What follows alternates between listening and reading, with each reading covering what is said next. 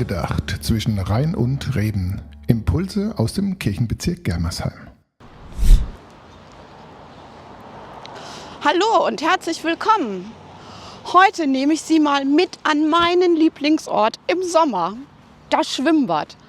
Und ich bin hier so gerne, das glauben Sie gar nicht.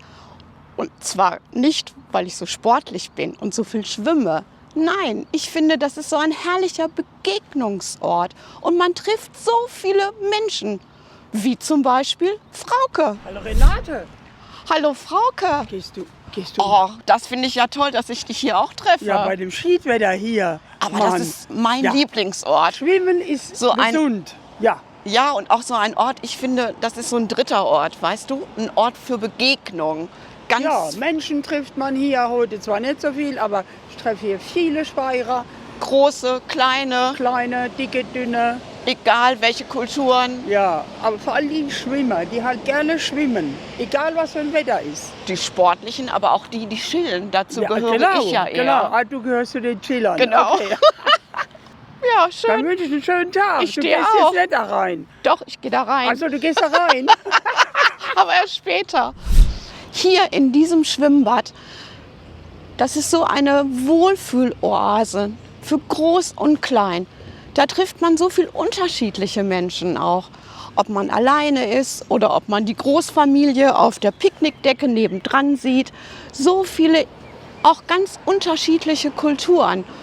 Und ich liebe es einfach. Das ist so für mich so ein Kessel Buntes, wo ganz viele unterschiedliche Menschen zusammenkommen. Und gerade diese Orte wie Schwimmbäder, die sind so wichtig für uns auch als Gesellschaft, weil man hier wirklich noch die Möglichkeit hat, mit allen Menschen zusammenzukommen. Und damit das auch so bleibt, finde ich, das, was die katholische und evangelische Kirche gemeinsam auf den Weg gebracht hat, und zwar diese Aktion, wir sind bunt, so wertvoll. Wir sind bunt, das ist eine Aktion gegen rechts. Und wenn Sie mehr davon noch erfahren möchten, dann gehen Sie doch einfach mal auf die Internetseite.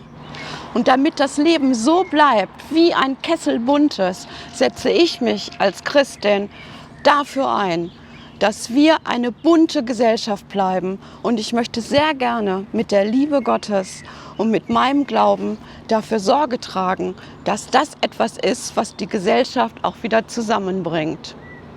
In diesem Sinne wünsche ich Ihnen für die kommende Woche ganz viele bunte und segensreiche Momente.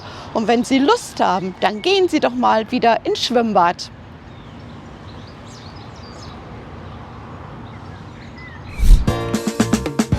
Angedacht zwischen Rhein und Reben. Impulse aus dem Kirchenbezirk Germersheim.